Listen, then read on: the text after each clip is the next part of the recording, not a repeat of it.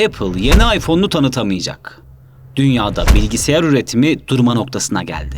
En büyük şirketler bile yeni otomobil üretemeyecek. 3 iddialı gazete manşetiyle başladık. Bunların hiçbiri şu an için gerçek değil. Ancak Çin'de yaşananlar bunları ve çok daha fazlasını gerçeğe dönüştürebilir. Daha önce duymadığınız kadar yüksek sesle söyleyelim. Çin, dünyadaki tüm endüstrileri görülmemiş bir krize sürüklüyor olabilir. The global supply chain isn't functioning as it normally does. The holiday shopping season is all but here, but a lot of what people may be looking for is not. The impact of lockdowns are now impacting food maker Tyson. And you can't find lumber to build a new home. Well, you can't find products to stock the shelves of your small business. Can't find holiday gifts. Well, it's all because of the global supply chain crisis that's happening right now.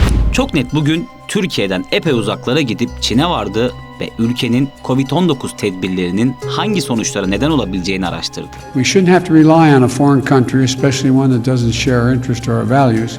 İçeriye hemen geçeceğiz ancak küçük bir ricamız var. Her gün en az bir kaliteli içerik vaat ettiğimiz YouTube kanalımıza abone olmanız bizim için çok önemli.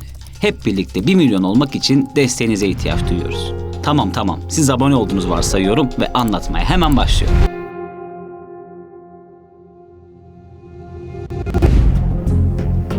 Covid-19 tüm dünyada bilinen bilinmeyen tüm alışkanlıkları baştan sona değiştirdi. To here at the Trevi Fountain. Normally you'd barely be able to walk here. İnsanların yaşam biçimleri, davranış şekilleri, etkinlikleri ve çok daha fazlası büyük bir hızla dönüşürken yeni normalin getirdikleri apaçık biçimde karşımıza serilmeye başlandı. Carrie Hopperstadt's 3 sons are home today. For the next 2 weeks they'll be learning online. Ancak geliştirilen aşılar, tedavi yöntemleri ve virüsün kaybettiği güç, Covid-19'un sahip olduğu etki alanını biraz olsun daraltmış oldu. Birçok ülke bu gerilemenin ardından pandemi kısıtlamalarına çeşitli dokunuşlar yapmaya başladı. Maske yasakları, etkinlik iptalleri ve birçok farklı ancak eski alışkanlıklar yeniden gözden geçirildi. Kapalı alanlarda maske takma zorunluluğu kaldırıldı. Bir büyük istisna hariç. Hangi ülkeden bahsettiğimi biliyorsunuz. Tabii ki Çin. Why do you keep calling this the Chinese virus? It's not racist at all, no, not at all. It comes from China. That's why. Covid-19'un ilk çıktığı yer olması nedeniyle de pandemi dendiğinde akla gelen öncelikli adres konumundaki ülke şu sıralar vatandaşlarına oldukça ilginç ve birçok açıdan sorunlu bir deneyim yaşatıyor.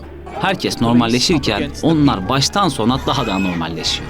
Öncelikle Çin hükümetinin temel politikası 0 vaka. Bu ütopik ve gerekliliği sorgulanması gereken amaç için tahmin edebileceğinizden daha sert ve katı tedbirler alıyorlar.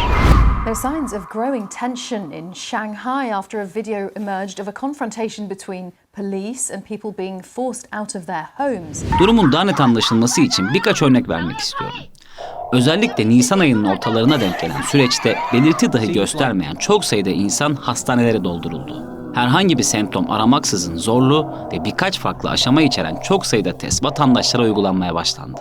Hastane şartlarında herhangi bir iyileştirme yapılmadığı gibi 30 kişilik odalara doluşan 50'den fazla insan görmek oldukça olası hale geldi. Birçok farklı mahalle ve sokak yalnızca bir vaka olmasına rağmen resmen kapatıldı. Mahallelerden dışarı çıkmak mümkün olmadığı gibi kimsenin o mahallelere girişine de izin verilmedi.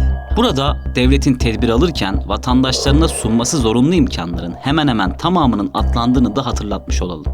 Fırın ve marketler dahil birçok mahallede her işletme kapatılırken oralara gerekli gıda takviyesi de asla yapılamadı.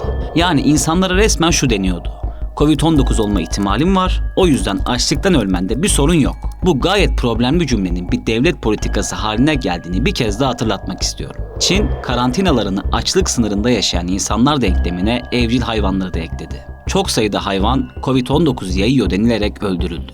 Burada Çin halkının daha önce görülmemiş düzeyde protesto dalgaları başlattığını da hatırlatalım. Peki Çin'in söz konusu pandemi yaklaşımı yalnızca Çin'i mi etkiliyor? There are food issues, there's inflation issues. You know, the people of China don't want this to happen. Ne yazık ki hayır. Bu içeriğin anlatmak istediği de tam olarak bu. Ülkedeki kısıtlamalar küresel tedarik zincirini tehdit eder hale geldi. The Biden administration announcing new actions to help ease the supply chain issues at US ports, waterways. Çin genelinde otoyollar ve limanlar tıkanırken çok sayıda fabrikanın üretimi de durmak zorunda kaldı. Elektrikli otomobillerden akıllı telefonlara kadar uzanan oldukça geniş bir alanda ciddi üretim krizleri başladı ve bu krizler büyümek üzere. Bu durumu aşabilmek için bazı fabrikalar üretimi durdurmamak adına işçileri fabrikalarda izole etmek gibi sert ve çağ dışı yöntemlere başvursa da ham madde almak ya da ürünleri teslim etmek günden güne zorlaşıyor. They warned me this crisis could continue into next year's. Nisan ayı sonlarında Şangay yakınlarında bulunan dünyanın en büyük çip üreticisi Foxconn'a ait bir fabrikayı açık tutmak için işçiler tesiste tutulmaya başlandı. Tüm bu işkenceye yakın tutuma rağmen üretim oranı %40 oranında düştü. Yani saçmalığı saçmalıkla kapatmaya çalışsalar da sonuç alınamadı diyebiliriz. Yine Nisan'ın son haftasında 30'dan fazla Tayvanlı şirket Çin'in doğusundaki yasaklar nedeniyle fabrikalarındaki üretimi bir hafta boyunca durdurmak zorunda kaldı. Alman otomobil parçası üreticisi Bosch da Şangay ve Changchun'daki fabrikalarında üretimi durdurduğunu, diğer iki fabrikalarında ise izole çalışmaya geçildiğini açıkladı. Bosch bu değişikliğin üretim hız ve kapasitelerini %70 oranında azalttığını da resmi açıklamalarına ekledi. Gelelim biraz daha bilindik örneklere. Dünyanın en çok tercih edilen akıllı telefon üreticilerinden Apple'da iPhone üretimi yapan Şangay ve Kunshan'daki operasyonlarını resmen durdurdu. Şirket, bölgedeki kısıtlamalar çalışmaya uygun ortamı ortadan kaldırıyor raporunu uluslararası denetçilerden aldı ve üretimin bir daha başlama ihtimalinin oldukça düşük olduğunun da altını çizdi. Bu örneklere çok sayıda farklı otomobil şirketini de ekleyebiliriz. Yani Çin'de üretim yapan şirketler için hiçbir şey eskisi gibi değil ve bu kararlar uygulanmaya devam ettikçe de eskisi gibi olamayacak. Ekonomistler kısıtlamaların aksattığı ekonomik aktivitenin Çin'in büyüme hızını etkileyeceğini söylese de bu durum Çin hükümetinin çok da umurunda değil. Xi Jinping has made it clear that pandemic control, that is the zero COVID policy, hükümetin bu yılki %5.5'lik büyüme hedefini tutturması neredeyse imkansız olarak değerlendiriliyor. Çin, söz konusu fabrikaların ülkesinde kalmasını sağlamaya oldukça uzak durumdayken bu durumun ülkeleri yeni üretim merkezleri arama noktasına ittiğini de söyleyelim. Halihazırda otomotiv, akıllı telefon ve enerji gibi ekonomik boyutları en yüksek seviyedeki 3 farklı endüstride en çok üretimin yapıldığı ülke olan Çin bu özelliğini yakın zaman içerisinde kaybedebilir. Kayıp sürecinde de şirketler yeni ülkelere ve üretim koşullarına alışana dek büyük bir yavaşlamayla karşılaşılacağı neredeyse kesin. Yani Çin tedbirleri tamamen kaldırmadan bugünkü hızla ürünlere ulaşabilmemiz çok olası değil. Peki Çin kısıtlamaları kaldıracak mı? I don't see that changing anytime soon. Öncelikle özellikle evcil hayvanlar ve hastaneler özelinde yaşananların başlattığı protesto dalgası ülke yönetimine verilmiş bir ultimatom olarak algılandı. Daha önce görülmemiş şiddetle gerçekleşen eylemler pandemi kısıtlamalarında kısmi bir azalmayı da beraberinde getirdi. Sıfır vaka planı resmi hükümet tavrı olmaktan çıkmasa da belli bölgeler özelinde küçük rahatlamalar başlamış durumda.